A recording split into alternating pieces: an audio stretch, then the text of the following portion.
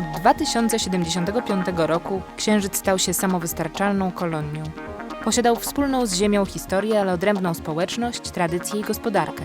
Dzieci urodzone na Księżycu wiedziały o swoim ziemskim pochodzeniu, ale ta jasna niebieska planeta była dla nich obcym światem, którego nigdy nie odwiedzą.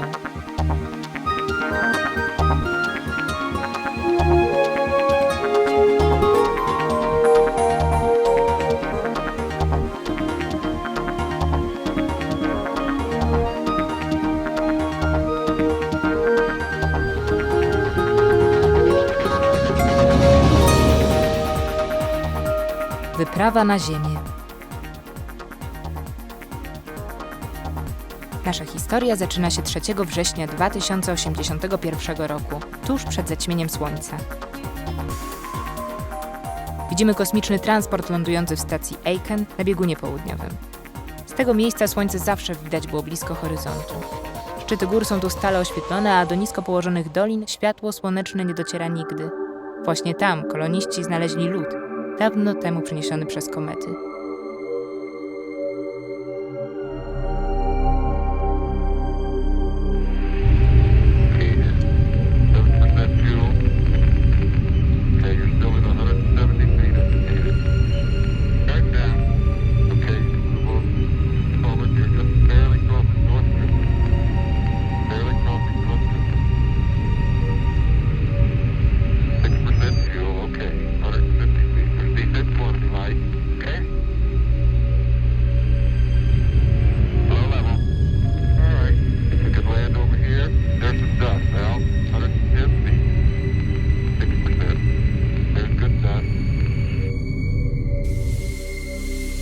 W ciągu ostatnich kilku lat kolonie zaczęły przynosić dochód, głównie dzięki produkcji helu-3, potrzebnego do reakcji jądrowych, krzemu niezbędnego do wyrobu baterii słonecznych i tlenu, składnika paliwa do rakiet lecących do asteroid i innych planet.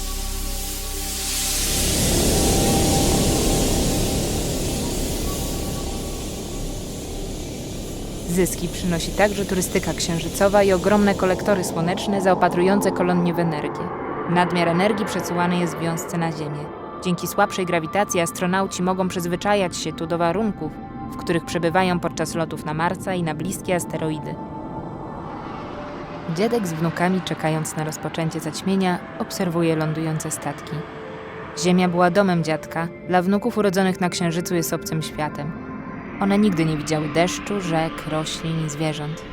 Nigdy nie oddychały naturalnym powietrzem. Wiedzą, że ich kości i mięśnie nie sprostałyby większej sile grawitacji na tej pięknej planecie, którą mogą oglądać, ale nigdy jej nie dotkną.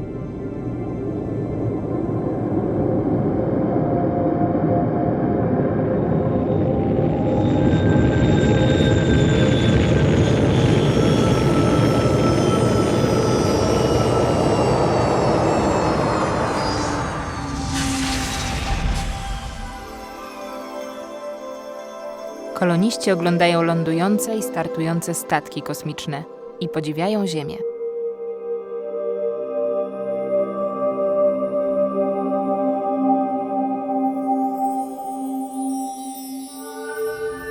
Księżycowe kratery i góry oświetlone niebieskim światłem Ziemi w pełni wyglądają wyjątkowo pięknie. Wiele rodzin tę noc spędza razem, podziwiając przez teleskopy jej niecodzienne uroki. Dochodzi północ, trwającej 2 tygodnie księżycowej nocy, czasu wyznaczonego przez kolejne pełnie Ziemi. Koloniści chronieni przed promieniowaniem słonecznym przez Księżyc wybrali tę porę jako najbardziej bezpieczną i najpiękniejszą na wycieczkę na zewnątrz bazy. Ziemia w pełni podczas zaćmienia jest rzadkim i wyjątkowym zjawiskiem. Dziadku, dlaczego zaćmienie jest takie wyjątkowe? Księżyc w ciągu miesiąca okrąża Ziemię. Gdy znajdzie się między Ziemią a Słońcem, w przestrzeń kosmiczną rzuca bardzo długi cień. Przez większość miesięcy cień Księżyca pada powyżej lub poniżej Ziemi. Ale dzisiaj nasz cień dosięgnie Ziemi, a ludzie, którzy się w nim znajdą, ujrzą, jak Księżyc przesłania Słońce.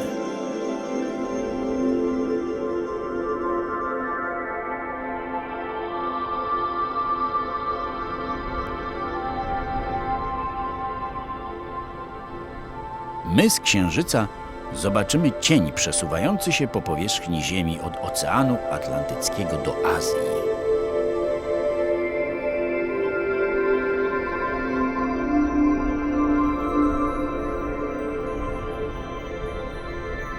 Marysiu, czy dobrze działa nowy teleskop? Łatwo można nim znaleźć planety? Świetnie, dziadku.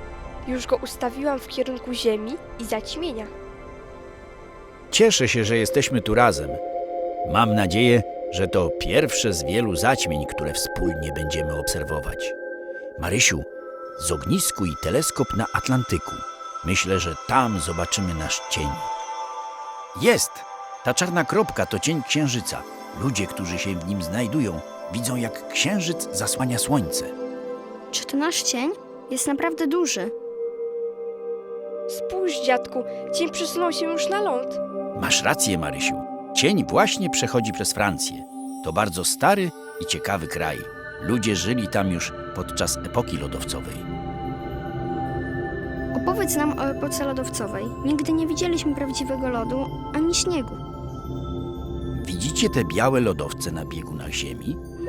Wyobraźcie je sobie 10 000 lat temu. Były wtedy dużo większe. Przykrywały prawie całą Europę, nawet Francję.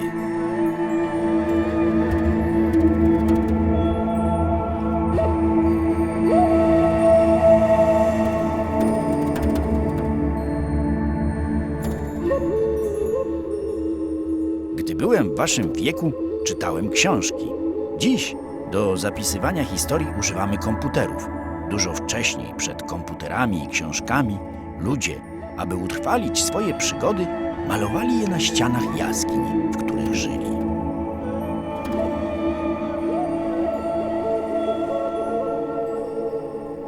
Tak jak my dzisiaj korzystamy z księżycowych surowców, tak samo w Europie w czasie epoki lodowcowej ludziom do przeżycia potrzebne były bogactwa natury.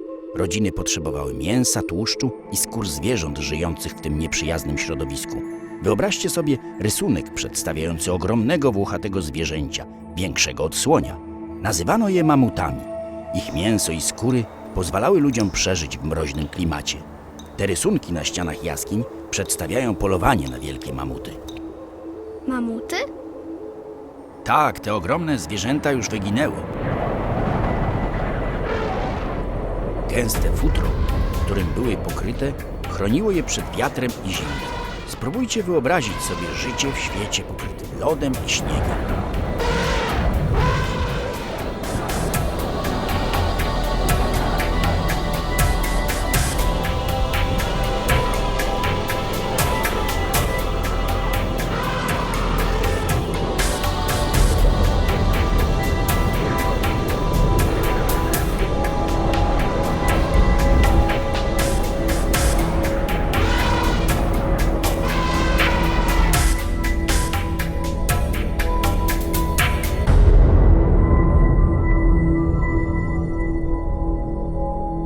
Na Księżycu też jest zimno, ale nie ma tu śniegu.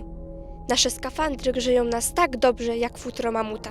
Pełnia Ziemi na Księżycu jest tym samym, co pełnia Księżyca dla mieszkańców Ziemi. To wspaniały czas, by na zewnątrz bazy podziwiać piękne, błękitne światło z Ziemi. Gwiazdy są tak niewiarygodnie jasne, ale nie mrugają. Gwiazdy, które widzimy z Księżyca, nie mrugają, bo tu nie ma atmosfery.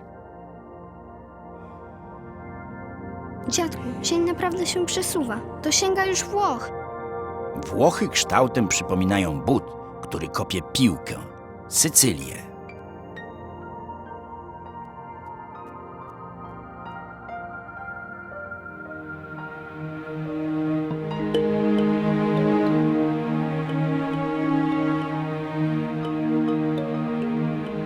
Dzieci, widzicie dym unoszący się nad Sycylią? Zgadnijcie, co to jest? Na Księżycu nic się tak nie dymi. Może to ognisko? Prawie zgadłaś, ale to znacznie większy ogień. To wybuchający wulkan Etna. Wyobraźmy sobie, że przez dym widzimy roztopione skały wylewające się z krateru. Te płynne skały nazywamy magmą. Podczas wybuchu wypływa ona na powierzchnię Ziemi jako lawa. Zastygająca lawa tworzy góry, które nazywamy wulkanami. Często na ich szczycie znajdują się kratery. wulkany mogą być uśpione przez setki lat. Niektóre, gdy wybuchają, niszczą całą okolicę, a nawet górę wulkaniczną, pozostawiając po niej ogromną dziurę.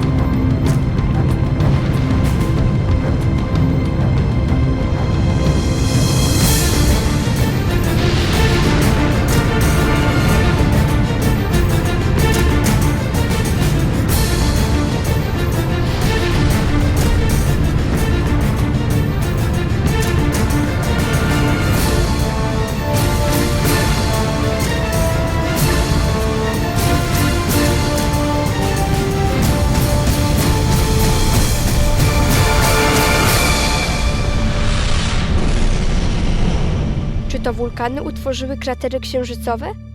Nie.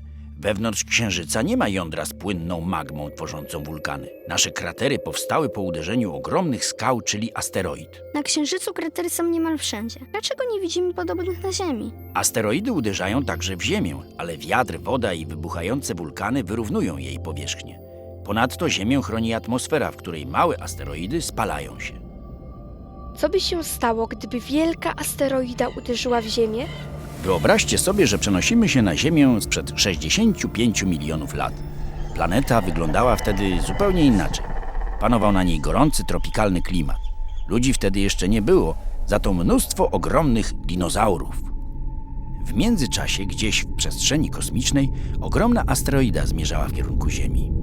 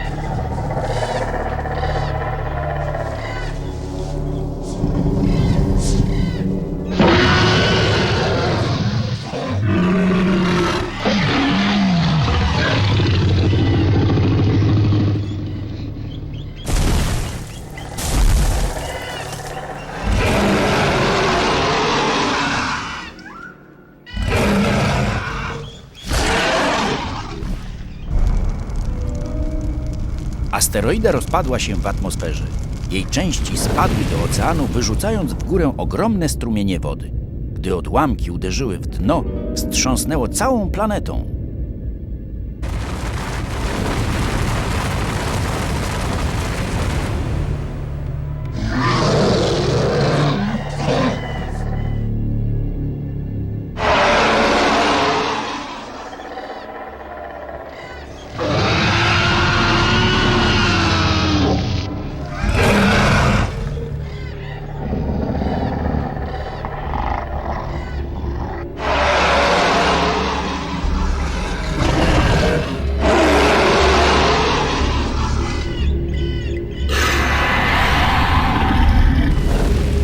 Fale uderzeniowe rozgrzały powietrze i wywołały gwałtowne wiatry, które spiekły prawie całą Ziemię.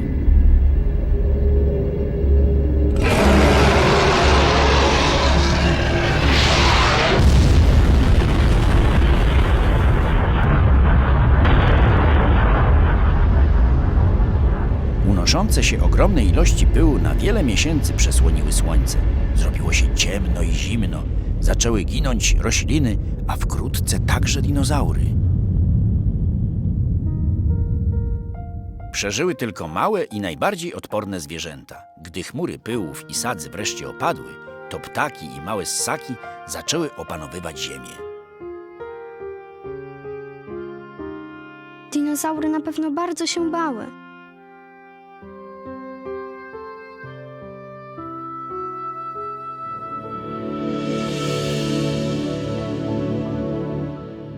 Gdzie teraz jest cień? Zaćmienie widoczne jest nad górami w zachodniej Turcji.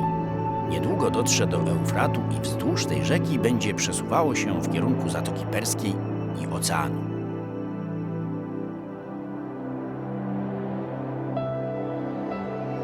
Na Księżycu nie ma rzek.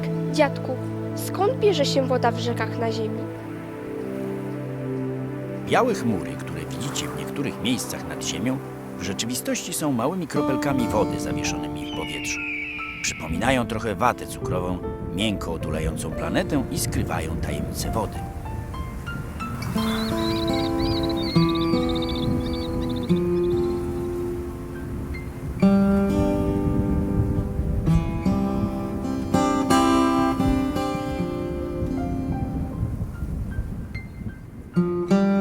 Wodna mgiełka zatrzymuje ciepło przy powierzchni Ziemi. Wskutek kondensacji z mgiełki powstają krople wody odbijające światło słoneczne. Powietrze ochładza się. Gdy się ochłodzi, chmury stają się coraz większe i mogą tworzyć się burze. Między chmurami widać błyskawice. Deszcz zaczyna padać.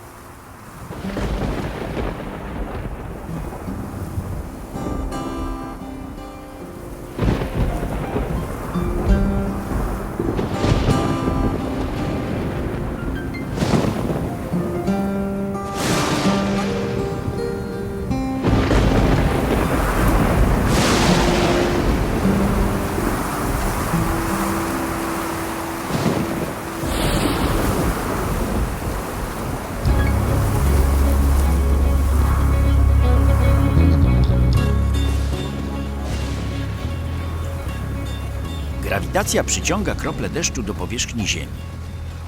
Zaczyna padać deszcz, często podczas gwałtownych burz z błyskawicami. Wkrótce deszcz wypełnia rzeki wodą.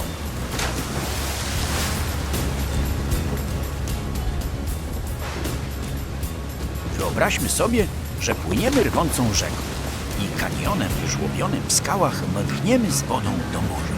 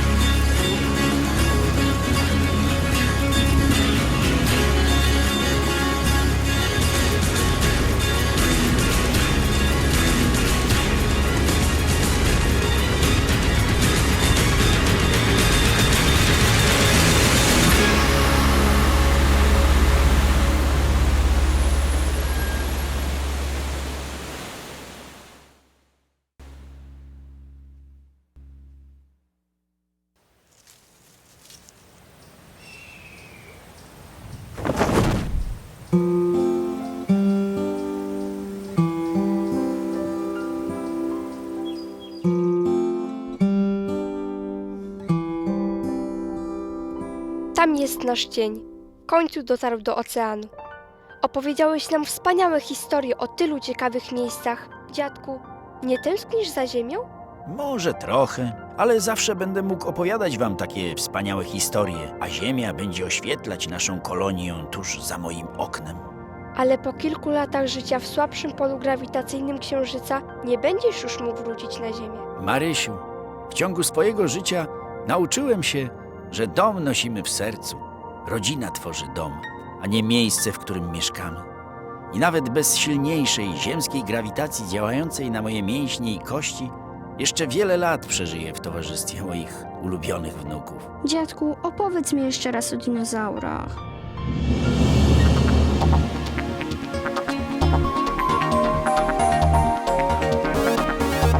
Tłumaczenie Agnieszka Krawczyk i Ryszard Gabryszewski. W polskiej wersji językowej wystąpili Katarzyna Federowicz, Piotr Boruta, Ina Krawczyk, Krzysztof Gabryszewski. Nagranie zrealizowano w Zakładzie Realizacji Dźwięku.